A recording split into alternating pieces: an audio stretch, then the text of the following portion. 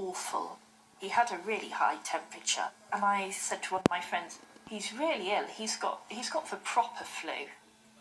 As the day wears on, Matt gets worse. That evening he calls the NHS non-emergency helpline 111.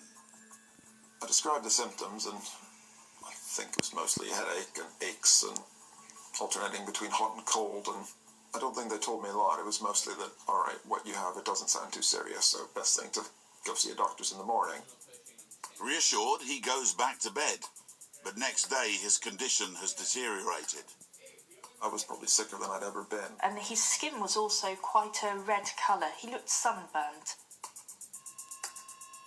He had some swollen patches under each armpit, chronic diarrhoea, and he was in severe pain. The couple book an emergency doctor's appointment, and Victoria drives Matt to the surgery. It was their triage nurse that I saw. She examined me and she said, yes, it's probably just a virus, and if you're not better in 24 hours, come back. Despite the nurse's reassurance, Matt goes home feeling even worse. The pain just sort of consumed me that I couldn't really do anything, and I just wanted to lie down and be still, basically. That night, he's in so much pain, he goes to bed in the spare room. At 2 a.m, Victoria finds him in the bathroom.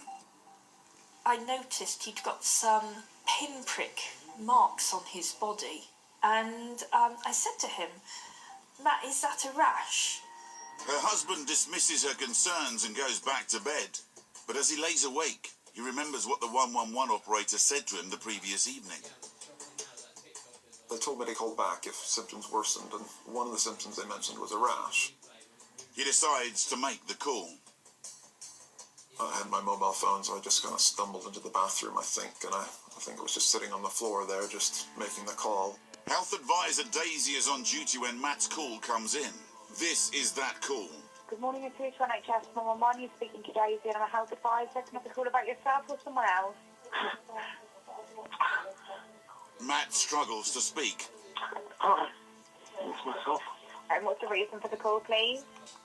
He tries to explain his symptoms. I've got like under my arms, quite swollen. They're a rash now.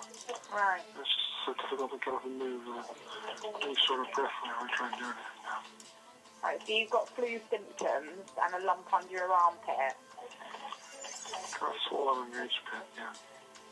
Daisy runs through a checklist to assess how sick Matt is. Put your hand to the skin of your chest to your normal temperature. A bit warm.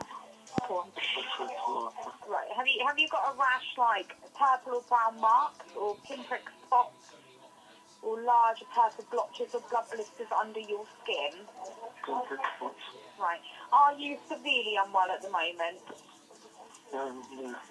Right, so you're not able to do or think about anything else? The only bit I remember clearly was right at the end of the call when I was asked a question like, are you saying you're too sick to think about or do anything else? And I think like every other question I had to stop and think for a couple seconds, and I quite confidently said, yes, that's what I'm saying. And Yes, I think what you're saying is correct. Okay, well in that case we'll have to send out an ambulance to check you over. Okay. Matt's strength is ebbing fast. He struggles to the front door and unlocks it. just sat down and paramedics seemed to arrive before I had a chance to do anything. Paramedic Cody turns up in an emergency response car. I began assessing him and talking to him. Matt was very apologetic that an ambulance had been sent, and as I was assessing him, I noted a marked deterioration in his observations. So he had a very high heart rate, a very high breathing rate, and a low blood pressure. It's 4 a.m.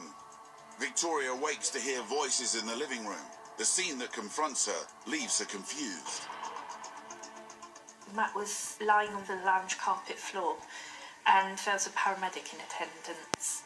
He handed me an IV and asked me to hold it whilst he tended to Matt.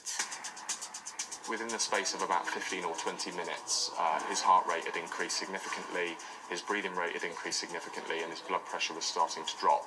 He had a very bad colour, he was very mottled, a colour that we would associate with nasty sepsis. I didn't really know what that was. It didn't alarm me. But Cody does know. Matt urgently needs antibiotics. He must get to hospital fast if he's to survive. I'd ask for a priority 1 ambulance, which would come to us straight away on blue lights over any other call. The only reason we would request that kind of backup would be for someone that is immediately in life-threatening danger. Matt is rushed to hospital.